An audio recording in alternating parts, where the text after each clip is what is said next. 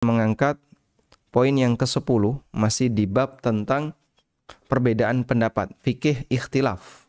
Fikih ikhtilaf, dan yang poin terakhir dari fikih ikhtilaf ini adalah bagaimana ketika kita menyikapi adanya perbedaan pendapat di mana yang satu adalah pendapat yang sangat menyimpang. Bagi Anda yang memiliki bukunya, silahkan dibuka mulai halaman 193. Yang ke-10, pendapat kelompok menyimpang tidak perlu dipedulikan. Adanya perbedaan pendapat adalah sebuah sunnatullah dan itu terjadi sejak masa silam. Kami sebut sebagai sunnatullah artinya itu bagian dari takdir alam. Takdir alam maksudnya adalah takdir yang Allah ciptakan di alam. Sehingga Allah Subhanahu wa taala menciptakan alam ini, dan di dalam alam ini ada perbedaan pendapat. Sejak masa silam sampai masa yang wallahu alam sampai kapan itu akan terjadi. Termasuk di antaranya adalah perbedaan pendapat antara ahlul haq dengan ahlul batil. Perbedaan pendapat antara ahlul haq dengan ahlul batil. Perbedaan ini telah terjadi sepanjang sejarah agama. Perbedaan antara ahlul haq dengan ahlul batil terjadi sepanjang sejarah agama. Sehingga sejak ada agama pertama kali, ada orang yang berada di posisi ahlul haq dan ada orang yang berada di posisi ahlul batil. Dan sejak kapan ada agama? Sejak manusia pertama, Nabi Adam alaihissalatu wassalam. Ini akan senantiasa ada sampai akhir zaman. Nabi SAW berkali-kali berbeda pendapat dengan orang musyrikin. Termasuk di antaranya adalah beda pendapat apakah bangkai itu halal ataukah haram. Di zaman Nabi Adam alaihissalam ada perbedaan pendapat antara Qabil dan Habil. Jika penyebutan nama ini termasuk yang sahih, terjadilah ketegangan dan perbedaan pendapat di mana Qabil dia beda pendapat dengan Habil sampai akhirnya terjadi pembunuhan yang pertama di alam raya. Kemudian perbedaan itu terus terjadi sampai zaman kita. Dan di masa Rasulullah SAW, beliau beda pendapat dengan orang musyrikin, dengan orang-orang yang melawan beliau, dengan orang-orang yang tidak mau mengikuti ajaran beliau. Termasuk di antaranya adalah masalah bangkai itu halal ataukah haram. Allah Subhanahu wa taala mengingatkan agar beliau tidak mengikuti mereka orang-orang kafir. Allah berfirman, "Wala ta'kulu mimma lam yudhkar ismullahi 'alaihi wa innahu lafisq wa innasyayatina layuhuna ila awliyaihim liyujadilukum wa in ata'tumuhum innakum lamusyrikun." Janganlah kalian makan binatang yang tidak disebut nama Allah ketika menyembelihnya. Wa innahu lafisq, sesungguhnya binatang itu adalah fasik. Artinya jika dimakan maka itu adalah mengkonsumsi sesuatu yang haram. Wa innasyayatina layuhuna ila awliyaihim, dan sesungguhnya setan itu mewahyukan kepada awliyaihim, wali-walinya. Maksud walinya di sini adalah orang-orang yang menjadi pengikutnya. Liyujadilukum, agar mereka mendebat kalian. Wa in ata'tumuhum innakum lamusyrikun. Kalau kalian taat kepada mereka, artinya mengikuti apa yang mereka nyatakan, apa yang menjadi pendapat mereka, innakum lamusyrikun, berarti kalian orang musyrik seperti mereka. Tayyib. Sekarang coba kita lihat di sini ya. Allah Subhanahu wa taala melarang di bagian awal ayat untuk mengkonsumsi makanan yang tidak disembelih, untuk mengkonsumsi binatang yang tidak disembelih dengan menyebutkan nama Allah. Kemudian Allah sebut itu sebagai tindakan kefasikan. Lalu Allah Subhanahu wa taala menyatakan bahwa setan membisikkan, layuhun, maksudnya adalah memberikan wahyu di sini. Dari kata auha yuhi, artinya membisikkan. Dan ini adalah makna dari kata wahyu secara bahasa. Setan membisikkan ila awliyaihim, kepada wali-walinya, kekasihnya, yaitu para pengikutnya, orang-orang musyrikin, orang-orang kafir. liyujadilukum, untuk mendebat kalian. Apa yang dimaksud dengan bisikan setan untuk mendebat kalian? Terkadang orang itu berbuat maksiat dan dia punya alasan. Jadi yang dimaksud di sini adalah alasan untuk berbuat maksiat. Setan membisikkan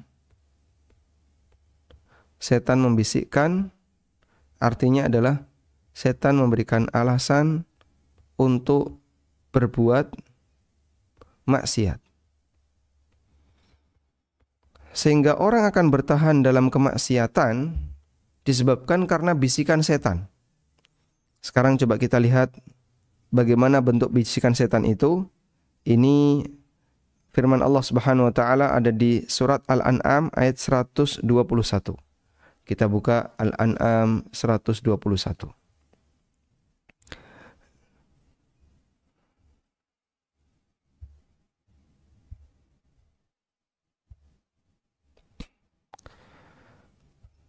Dalam tafsir Ibnu Katsir dijelaskan, wa inna syaitana liyuhuna ila awliyaihim liyujadilukum.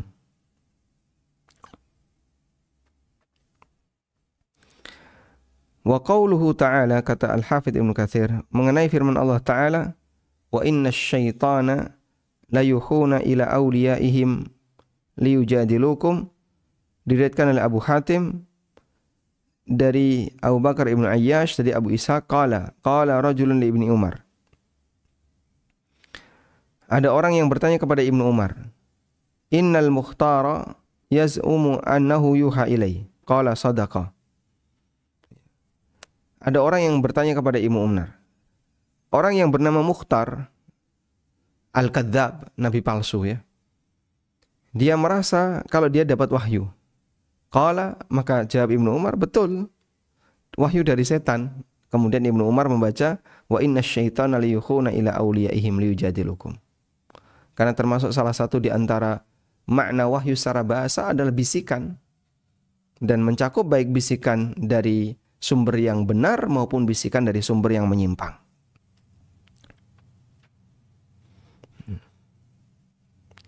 Nah, di sini ada keterangan Ibnu Abbas. Yaqulu Ibnu Abbas, huma wahyan. Wahyu itu ada dua. Wahyullah wa wahyu syaitan. Wahyu dari Allah dan wahyu dari setan. Wahyu dari Allah adalah wahyu yang disampaikan kepada Muhammad SAW. Sedangkan wahyu dari setan adalah wahyu yang diberikan kepada para walinya, yaitu orang-orang yang mau mengikuti setan. Lalu Ibnu Abbas membaca, wa inna syayatina layuhuna ila awliyaihim liyujadilukum.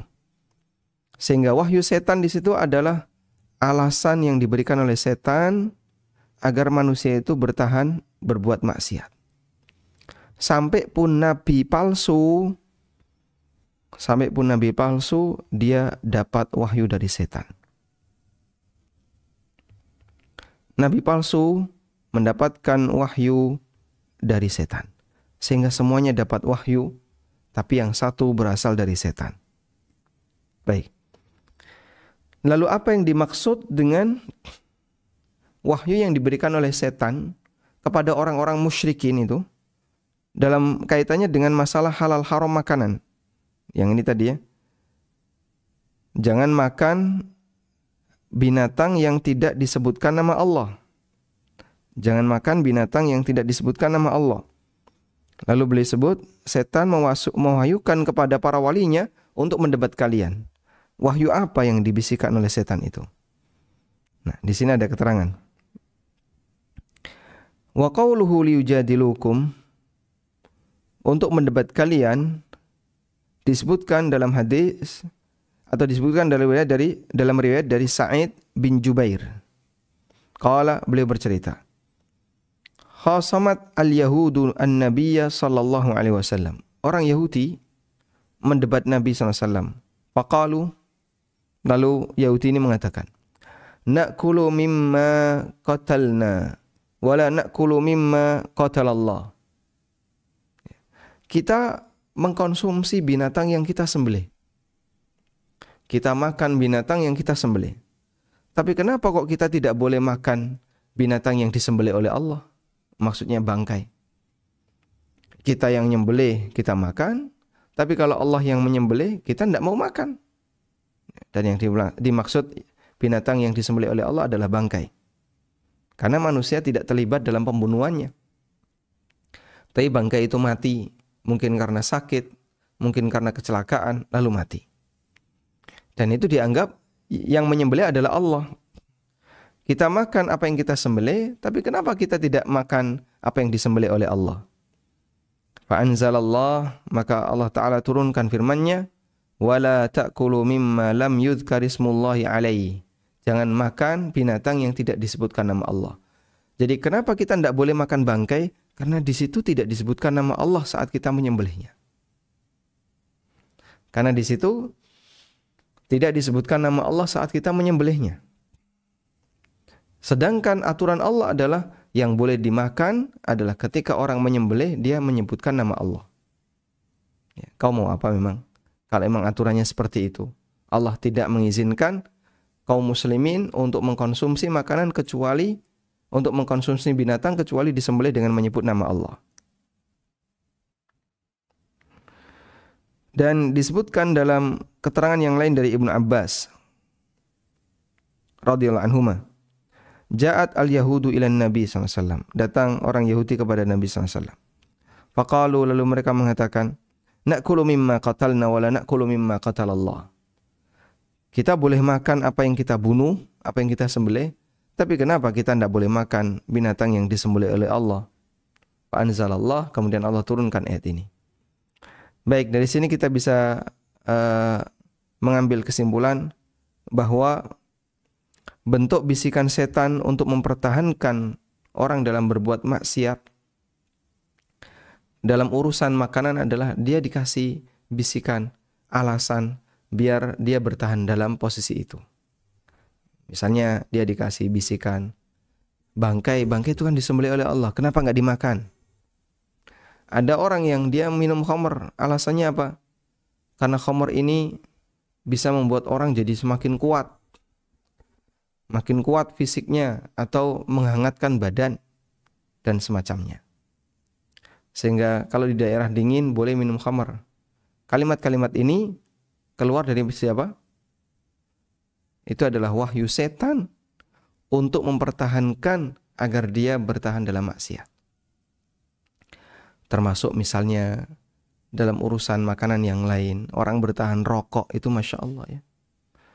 Sudah final debat masalah rokok. Udah final. Maksudnya udah final gimana Pak? Sudah tidak ada alasan secara logika yang bisa diterima secara logis. Ya. Tidak ada alasan yang bisa diterima secara logika maupun pertimbangan agama untuk mengatakan rokok boleh. Baik. Tapi kan mereka masih punya banyak alasan. Nah itulah. Bisa jadi itu adalah bisikan yang datang dari setan untuk mempertahankan ketika orang itu tahu bahwasanya itu salah. Coba satu-satunya makanan yang ada peringatan. Kalau dikonsumsi bisa membunuh. Hanya rokok dan itu ditulis di situ. Rokok membunuhmu. Kadang dikasih gambar orang yang bolong tenggorokannya, rusak mulutnya. Terus apa lagi?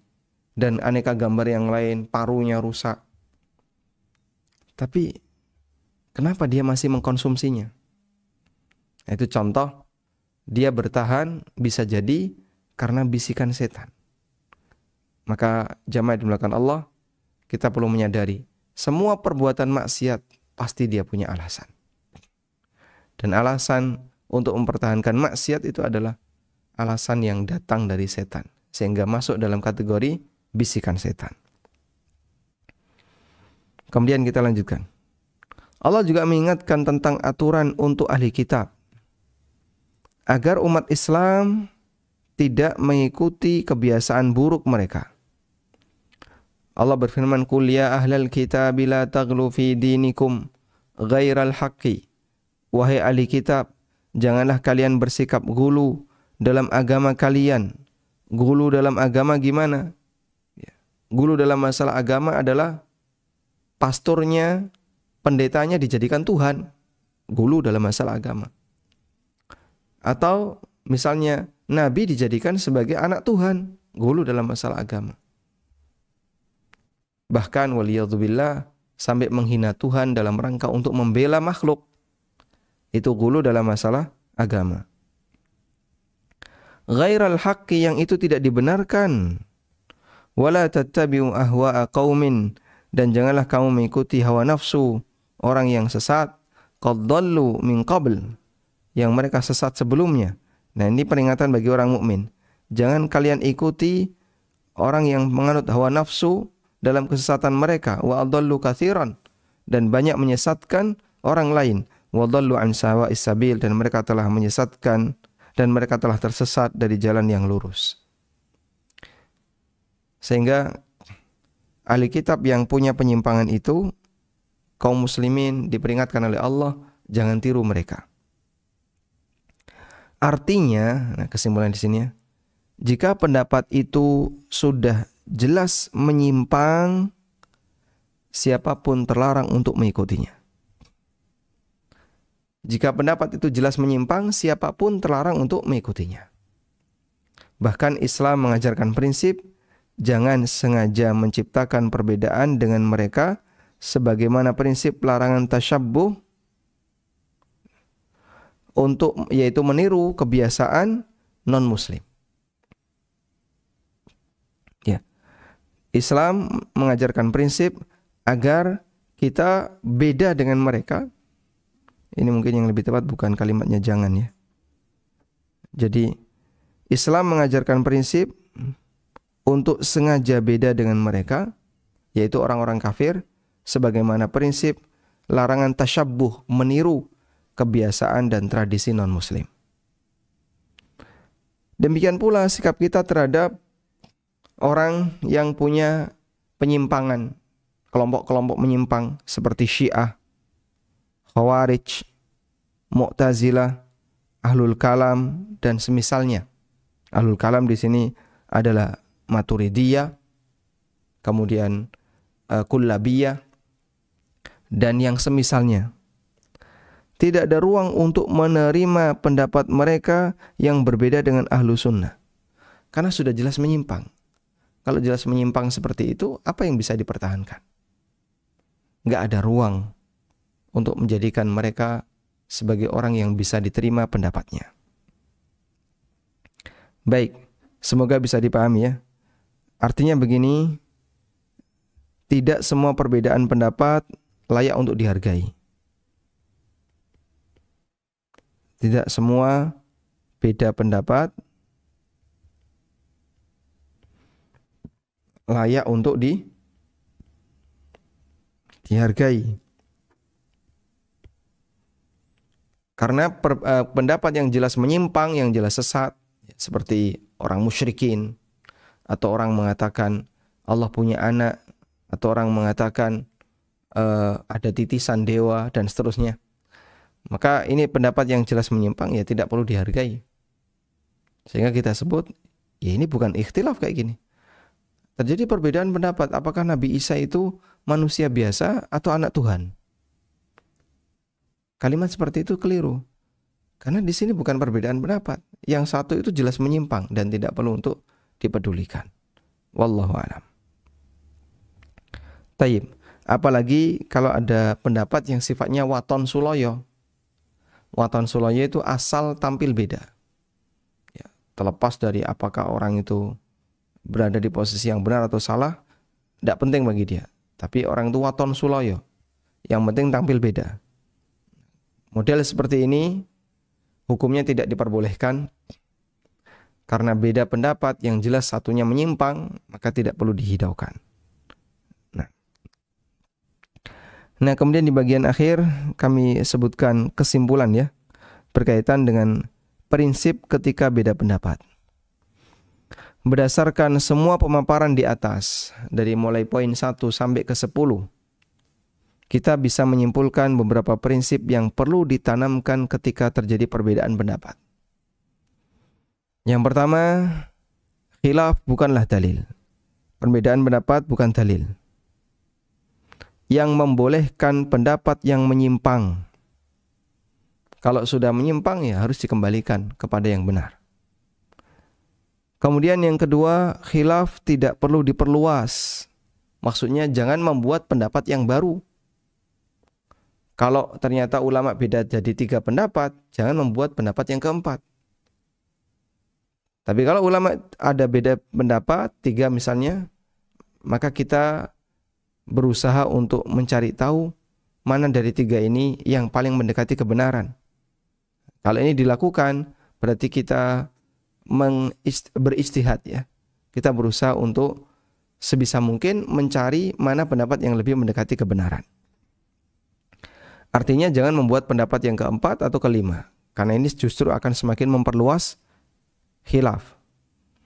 Yang ketiga, bagi orang yang taklid, dia tidak boleh memilih pendapat yang dia suka. Saya sukanya ini. Kenapa? Karena lebih sesuai kepentingan saya. Tidak boleh. Terus gimana? Oh, saya nggak ngerti. Kamu taklid. Taklid maksudnya gimana? Ikuti salah satu. Baik, saya ikuti Ustadz Fulan. Nah, ketika kamu mengikuti Ustadz Fulan, beliau mau memfatwakan A, memfatwakan B, C, D, E, ikuti semua. Itulah taklid. Artinya, ketika terjadi perbedaan pendapat, orang taklid disuruh milih, efek yang terjadi biasanya adalah dia akan milih pendapat yang paling sesuai dengan hawa nafsunya. Dan itu berbahaya. Yang keempat, tidak semua perbedaan pendapat layak diperhitungkan.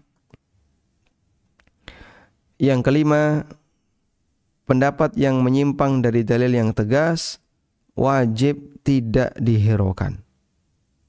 Sehingga tidak perlu dibahas, wajib untuk tidak dihiraukan. Yang keenam, tidak ada celah untuk mengambil pendapat kelompok yang menyimpang. Misalnya, nggak ada ruang untuk membenarkan perkataan Mu'tazilah berkaitan dengan Al-Quran untuk makhluk. Tidak ada ruang berkaitan dengan perkataan Ahlul Kalam yang mereka menolak Allah di atas, dan seterusnya.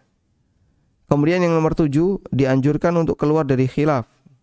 Artinya memilih pendapat atau prinsip yang kira-kira ketika dilakukan, ya, ulama yang lain tidak ada yang tidak menyetujuinya. Kemudian yang ke-8, tidak boleh membuat pendapat yang baru. Insyaallah cukup jelas, sebagaimana poin 2 yang tadi kita sampaikan. Dan yang ke-9, tidak boleh menyimpang dari ijma ulama. Sehingga kalau ada perbedaan pendapat, ijma tidak boleh nabrak ijma.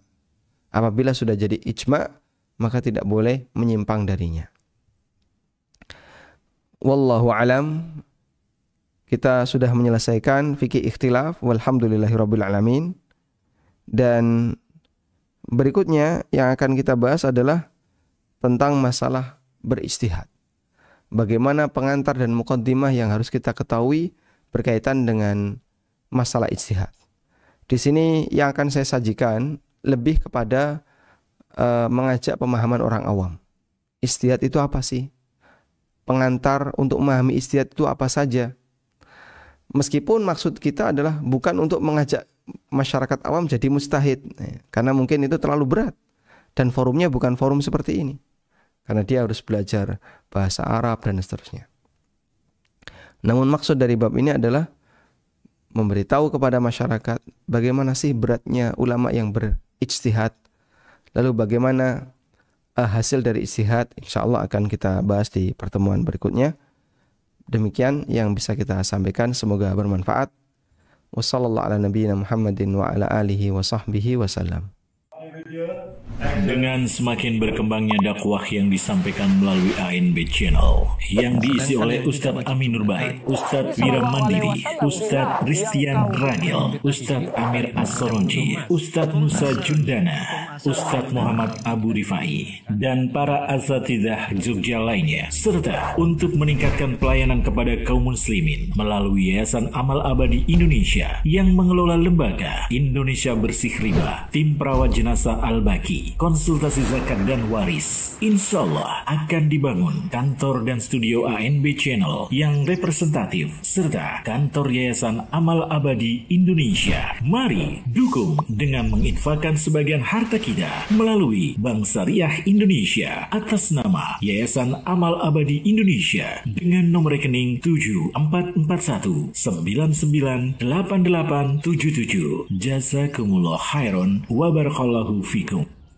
Cari produk ANB Store, kaos, merchandise, atau buku. Silakan kunjungi anbstore.id, Tokopedia dan Shopee di ANB Store ID.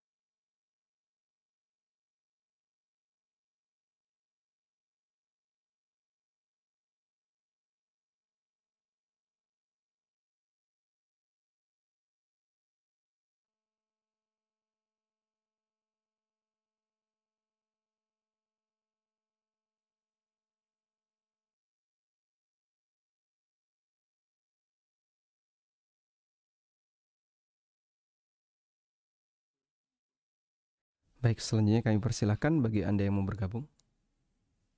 Assalamualaikum Ustaz. Waalaikumsalam warahmatullahi. Izin bertanya tentang wajah ini.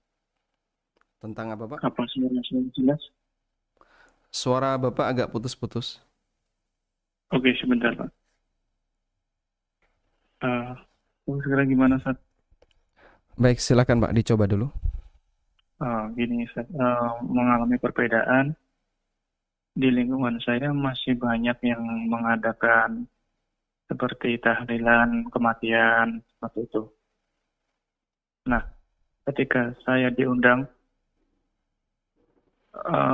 saya berusaha menolak dengan cara yang halus, yaitu dengan cara mengatakan bahwa kami ada acara sedang ada di luar. Nah, ketika malamnya itu kami pergi dari rumah untuk menghindari supaya tidak menyakiti hati yang mengundang. Apakah hal seperti itu diperkenankan? Baik, karena kematian ya? Iya, betul. Tayyib. Yang kedua boleh Ustaz? Silahkan. Masih ada hubungannya. Ketika bayi anak lahir, pihak mertua itu meminta saya untuk mengazankan anak kami, seperti yang dibahas sebelumnya. Saya iakan, tapi ketika saya mendekat ke telinga anak saya mendoakan kebaikan anak saya ke depannya, tapi bukan untuk mengajani, meskipun orang tua atau mertua tahunya kami sudah mengazankan. Dan juga saat menangani ari-ari, mereka menyediakan seperti kendi yang berisi pensil, cermin, atau sejenisnya. Tetap saya terima, tapi pada kenyataannya tidak saya gunakan untuk menjaga tidak menyakiti hati saja. Apakah menyikapi perbedaan yang seperti itu tuh diperkenankan, atau jika ada cara yang lebih syar'i, seperti bagaimana Ustaz? Cukup Ustaz. Jazakumullah khairan. Wa jazakumullah khairan. Assalamualaikum warahmatullahi wabarakatuh. Waalaikumsalam warahmatullahi wabarakatuh. Baik, coba kita bahas yang pertama berkaitan dengan acara peringatan kematian, yang itu menjadi bagian dari kegiatan rutin ya, dan hal yang ma'ruf di masyarakat kita. Sebenarnya acara semacam ini boleh ataukah tidak secara agama? Kita bicara agama, bukan bicara budaya. Saya tampilkan di sini sebuah hadis yang diriwayatkan oleh Ibnu Majah dan yang lainnya dari sahabat Jarir bin Abdullah Al-Bajali radhiyallahu anhu. Qala, beliau bercerita, kunna na'uddul ijtima' ila ahli al-mayyit wa sani'at at-ta'ami ba'da dafnihi minan niyaha. Kata sahabat Jarir bin Abdullah, kami menilai berkumpul di rumah duka, wasani atau ta'am, kemudian buat makanan, terus makan-makan, atau ada acara di situ, kemudian ada snacknya. Ba'da dafnihi, setelah mayit dimakamkan, minan niyahah, termasuk di antara praktek niyahah. Niyahah artinya meratapi mayit, dan niyahah ini termasuk di antara perbuatan yang salah dalam menyikapi kematian. Sebab menunjukkan kalau dia itu seolah-olah tidak ridho dengan takdir adanya kematian. Karena itu, ini merupakan alasan yang dipegangi oleh orang-orang yang dia tidak mau tahlilan. Tidak mau mengadakan acara kematian pasca pemakaman, baik 1 hari, 2 hari, atau 3 hari. Alasannya adalah sahabat Jarir bin Abdillah menyebut kebiasaan ini di masa sahabat itu bagian dari niyahah. Dan perlu dipahami bahwa sahabat ini bercerita membandingkan antara tradisi sebelum Islam dengan tradisi setelah ada Nabi SAW membawa Islam. Beliau membandingkan antara tradisi sebelum Islam dengan tradisi setelah Nabi SAW menyampaikan dakwah Islam. Maka beliau menceritakan, kami para sahabat, artinya setelah ada Islam, setelah Nabi SAW menyampaikan dakwah, menilai bahwasanya aktivitas berkumpul di rumah duka, lalu ada acara makan di situ, termasuk di antara bentuk niyahah. Baik, pertimbangan yang lain adalah apabila harta yang digunakan untuk menjamu para tamu yang datang pada saat peringatan kematian diambilkan dari harta waris, padahal di tengah keluarga ini ada anak kecil yang belum balik, maka itu termasuk di antara mengambil warisan anak kecil tanpa alasan yang benar. Dan ada beberapa tokoh Nahdlatul Ulama di masa silam yang mereka memiliki tulisan larangan keras menggunakan praktek seperti ini, melakukan hal seperti ini. Karena berarti dia mengambil hartanya anak yatim. Padahal dia masih kecil. Dan tidak bisa ridhonya itu tidak bisa ditanyai ridhonya. Kamu ridho? Anak kecil tidak bisa. Tunggu dia dewasa dulu. Jawaban ridho dan tidak ridho itu dinilai. Tapi kalau anak kecil, ridhonya itu tidak dinilai. Sebab dia masih kecil. Tayyib. Kemudian yang ketiga, Nabi SAW pada waktu ada keluarga Ja'far, karena ditinggal mati oleh Ja'far pada peristiwa perang Mu'tah, beliau meminta kepada tetangga-tetangganya, isna'ut ta'ama li ali Ja'far, buatkan makanan untuk keluarganya Ja'far. Karena pada saat ini mereka sedang sibuk. Maksudnya adalah sibuk sedih karena ayahnya meninggal dunia, sementara anaknya masih kecil-kecil. Sehingga justru Nabi SAW meminta tetangganya, kawan-kawannya membuatkan makanan untuk keluarganya Ja'far, menyumbang untuk keluarganya Ja'far, bukan sebaliknya mencari makanan di tempat orang yang baru saja mendapatkan musibah kematian. Dan ma'ruf di tempat kita, kalau yang mati itu orang kaya, yang datang ramai. Karena biasanya hadiahnya Masya Allah bagus-bagus ya. Kadang bawa sarung, kadang bawa apa, yang datang rame. Tapi kalau yang mati orangnya ya dalam kurung miskin ya, yang datang sedikit. Karena masyarakat kita memahami kalau datang ke tempat seperti ini paling makanannya cuma sedikit dan gak ada yang mewah. Nah, model-model seperti ini kan menunjukkan bahasanya mereka datang berkumpul, yang dicari apa? Makanan. Ya, meskipun kita tahu di situ ada kegiatan mendoakan dan seterusnya. Kita tahu di situ ada kegiatan berzikir. Tapi dominan yang terjadi adalah makanan yang menjadi niatnya. Dan itu terlihat dari bagaimana praktek di masyarakat. Ya, meskipun kita bukan sedang menuduh mereka, tapi melihat realitas seperti itu. Baik, kembali ke sini. Pertimbangan terbesarnya adalah tadi, 3 hal tadi. Pertama, bagi para sahabat berkumpul di rumah duka ini masuk dalam kategori niyaha, meratapi mayit. Yang kedua, beberapa ulama menegaskan bahwa apabila ada anak yatim di situ, kemudian hartanya dipakai untuk acara semacam ini, hukumnya tidak boleh, dan itu berbahaya. Yang ketiga adalah pertimbangan dari sisi sebenarnya sikap yang tepat bagaimana, yaitu seharusnya tetangganya, kawan-kawannya, kanan kirinya ngasih hadiah makanan, bukan malah nyari makanan di tempatnya. Sehingga dengan 3 alasan ini kami berkesimpulan, demikian pula yang menjadi kesimpulan kaum muslimin yang lainnya, bahwa acara semacam ini sebenarnya tidak boleh diselenggarakan, tidak boleh dilaksanakan. Baik, ya meskipun kita mengakui ini bagian dari tradisi dan berat untuk bersikap semacam ini. Karena jadinya anti mainstream, dan anti mainstream itu resikonya adalah nanti mungkin dia akan dicela oleh masyarakat, dikucilkan oleh masyarakat, dan seterusnya.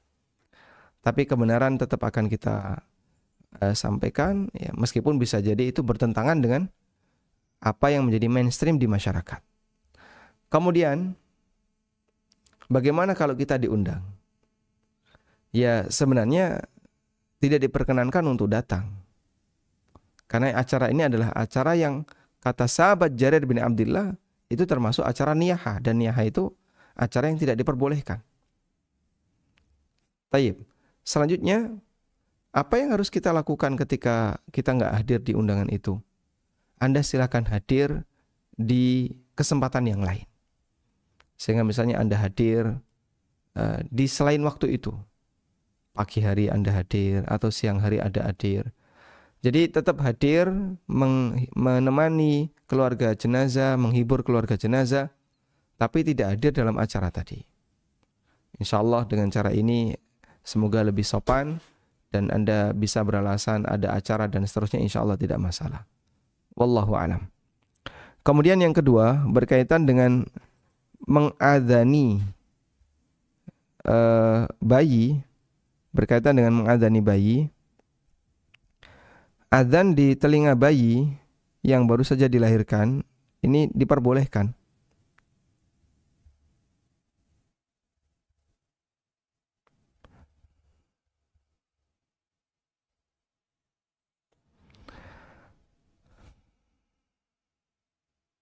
Nah,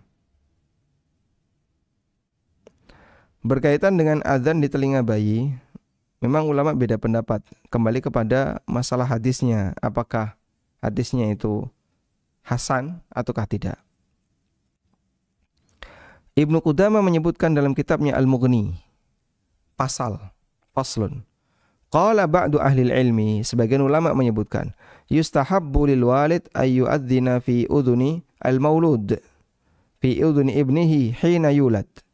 Dianjurkan bagi ayah untuk mengadzani telinga anaknya ketika baru saja dilahirkan.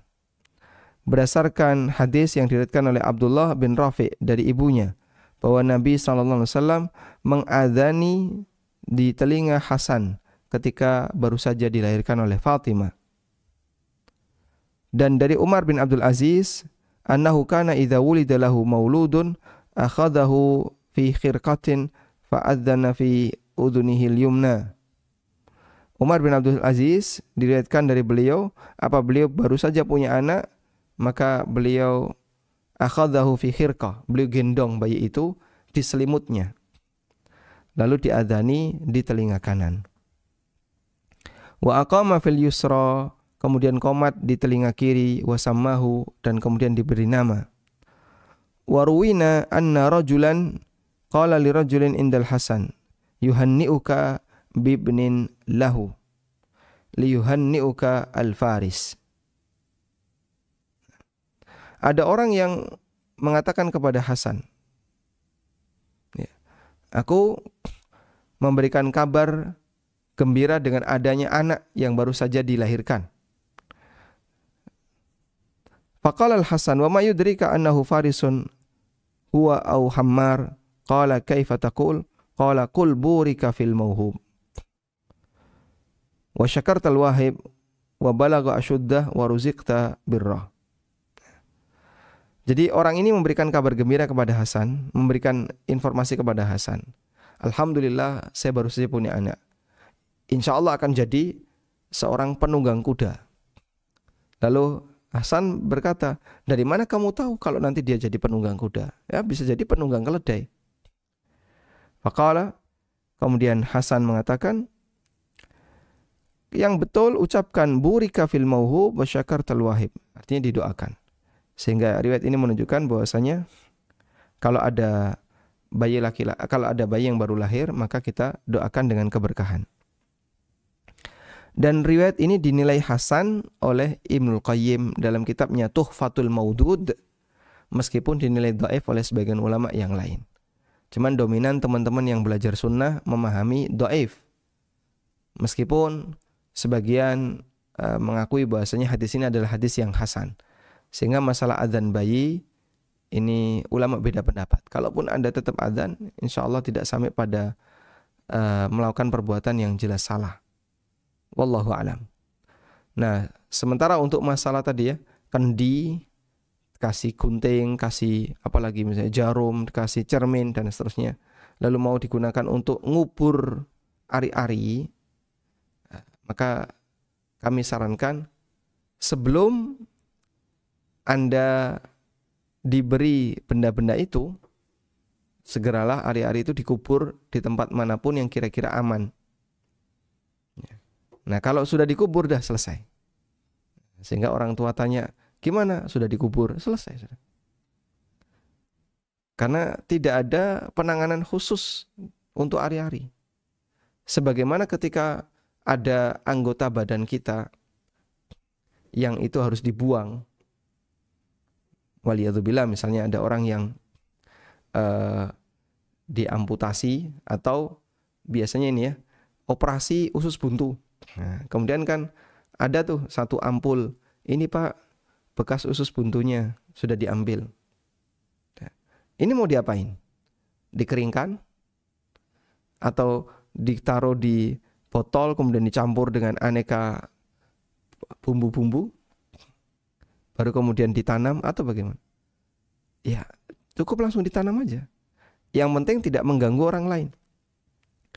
Sehingga silakan ditanam, dan ketika berada di dalam tanah, dia akan lebih cepat terurai dan tidak akan membahayakan yang lain. Sebagaimana jasad manusia ketika mati dikuburkan. Wallahu alam. Baik, silakan. Assalamualaikum. Waalaikumsalam warahmatullahi. Silakan Bapak. Mohon izin bertanya Pak Ustadz. Silakan. Kami pengurus DKM Musola. Nah, ini ada usulan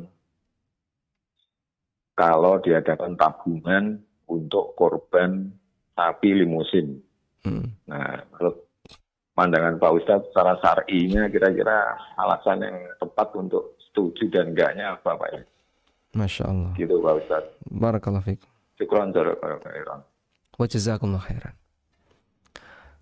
Tabungan kurban di masjid atau di musola boleh atau tidak?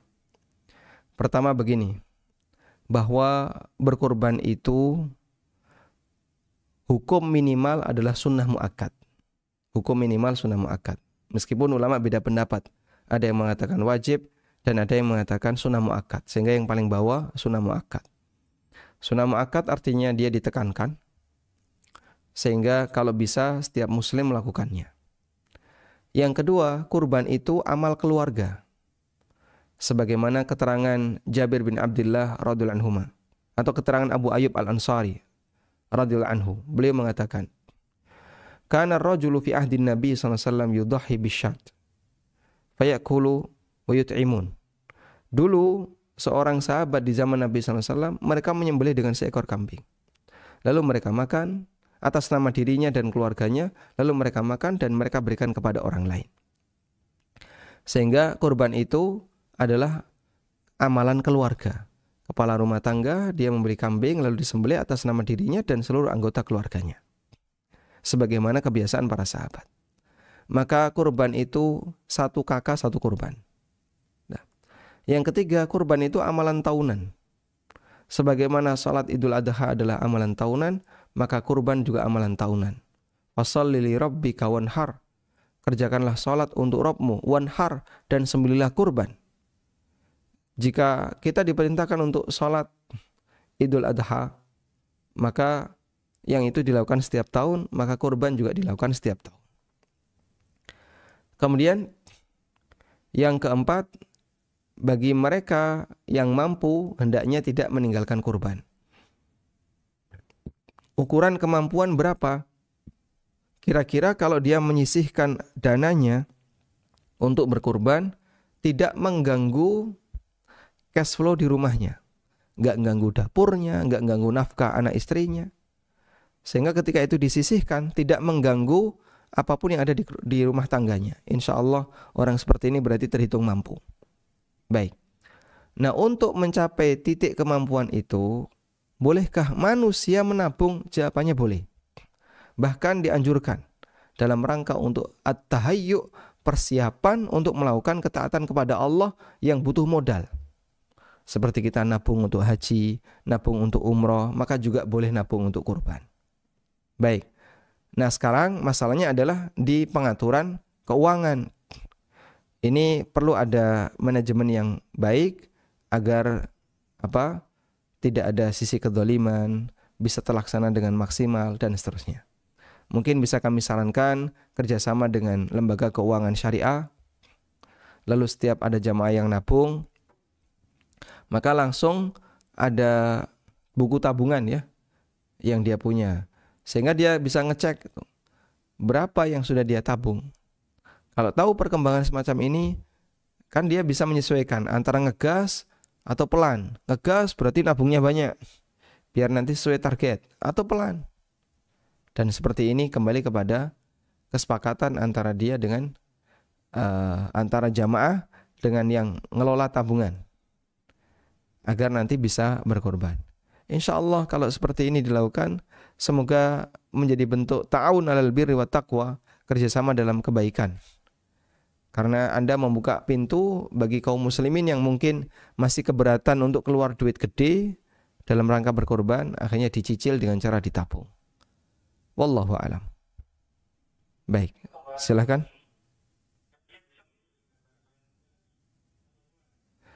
Silahkan, Bapak sudah terhubung.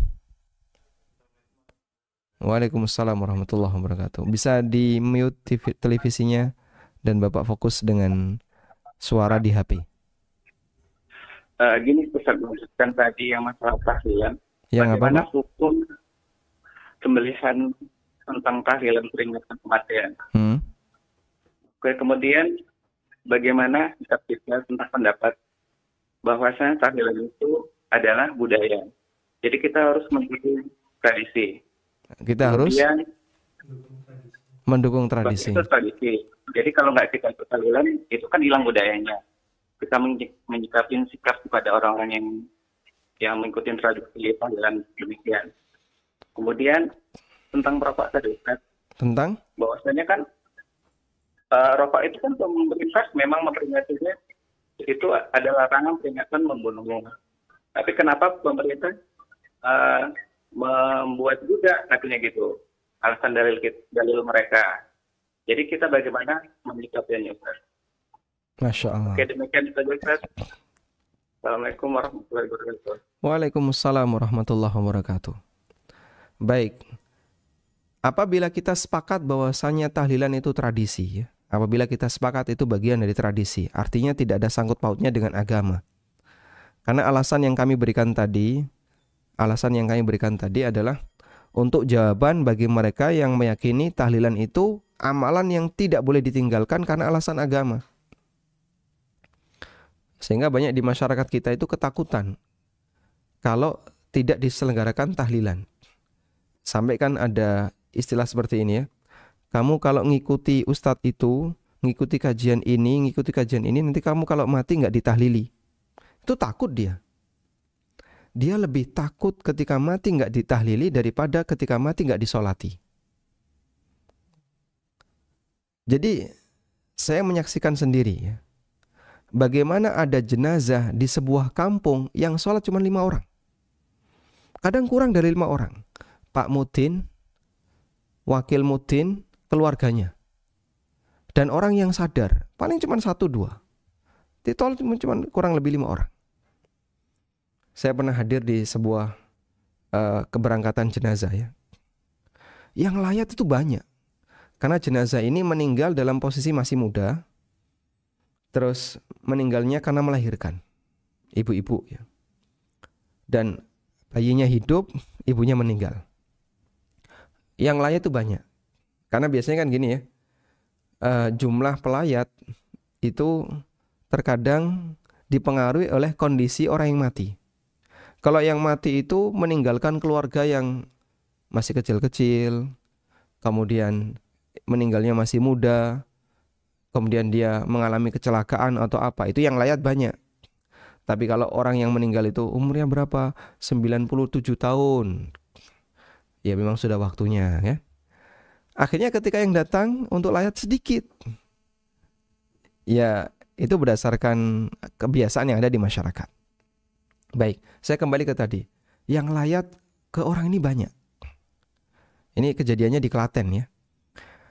Yang layat banyak, terus saya nyari wudhu. Saya minta wudhu. Nah, kemudian ditunjukkan sebuah keran, saya wudhu.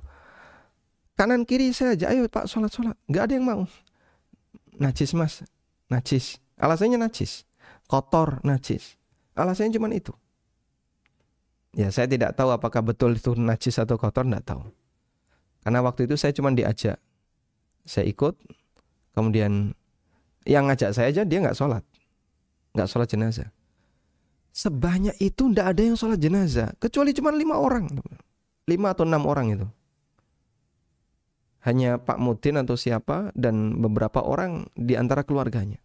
Masya Allah. Sehingga bagi mereka ini, yang lebih prinsip adalah ketika orang mati ditahlili. Masalah disolati nggak disolati, bagi mereka nggak begitu penting. Jadi sampai ada pernyataan tadi, kalau kamu mati, ngikuti kajian itu, ngikuti kelompok itu, nanti kalau kamu mati nggak ditahlili, takut dia. Lebih takut daripada ketika dia mati nggak disolati. Padahal yang wajib yang mana? Sholat atau tahlilan? Sholat jenazah. Nabi SAW menyebutkan yang bisa menjadi syafaat bagi orang yang mati ketika yang nyolati adalah 40 ahlu tauhid. Bahkan ketika yang nyolati sampai 100 muslim ahlu sunnah, maka dia mendapatkan syafaat dari doa mereka. Ini yang lebih penting. Tapi Masya Allah kadang ada orang yang lebih berat untuk mempertahankan tradisi daripada apa yang disyariatkan oleh agama. Tayyib. Nah, kalau misalnya kita tinggalkan, jangan beralasan pakai agama, kita beralasan pakai budaya. Ini budaya. Kenapa kau tidak melestarikan budaya? Kau tidak turut mengikuti budaya. Maka jawaban kita adalah, budaya kalau bertentangan dengan agama, apakah kita harus dipaksa untuk melakukannya? Jika ada budaya yang bertentangan dengan agama, apakah kita boleh dipaksa untuk melakukannya? Tolong hargai mereka yang beragama sehingga dia tidak mau melakukan budaya yang bertentangan dengan keyakinannya. Masalahnya kadang orang itu memaksa. Kalau nggak tahlilan, dianggap sebagai kelompok menyimpang. Kok bisa? Kamu tidak mengikuti budaya. Mohon maaf, budaya ini menurut kami bertentangan dengan keyakinan kami. Apakah kami harus mengikuti paksaan itu? Tolong hargai mereka yang punya agama, yang meyakini bahwasanya budaya ini bertentangan dengan keyakinan agamanya. Karena yang kami pegangi adalah keterangan dari sahabat Jarir bin Abdullah radhiyallahu anhuma. Jarir bin Abdullah, sahabat Jarir bin Abdullah Al-Bajali radhiyallahu anhu, yang menyebut bahwasanya aktivitas ini sebagai tindakan niyahah. Dan kami memiliki prinsip seharusnya orang yang meninggal ini keluarganya disumbang, bukan malah dicari sumbangannya. Dan juga kami punya prinsip, apabila di situ ada harta anak yatim, maka terlarang bagi siapapun untuk memakan hartanya sebelum dia dewasa. Karena harta anak yatim harus dijaga. Wala taqrabu malal yatimi illa billati hiya ahsan. Jangan dekati harta anak yatim kecuali dengan cara yang terbaik. Dan sebagian daerah ada yang sampai nyembelih sapi hanya untuk peringatan semacam ini. Baik, oleh karena itu di sini kita memahami kalau memang itu alasannya budaya dan kita sepakat ini budaya ya, sudah nggak pakai alasan agama lagi, maka tolong hargai mereka yang punya keyakinan budaya ini bertentangan dengan agamanya, sehingga dia berhak untuk tidak mengikuti budaya itu. Maka orang semacam ini tidak boleh dipaksa. Wallahu a'lam. Taib. Kemudian berkaitan dengan masalah rokok. Rokok kalau memang itu hukumnya haram karena berbahaya, lalu kenapa negara membolehkannya? Hal yang sama juga berlaku untuk yang lain. Khamr juga seperti itu. Ada di beberapa tempat di mana khamr itu dijual secara legal. Dan pabrik khamr di negara kita tidak ditutup. Dia masih pabrik yang dianggap legal. Apakah kemudian karena gara-gara negara membolehkan, terus itu kemudian status hukumnya jadi boleh?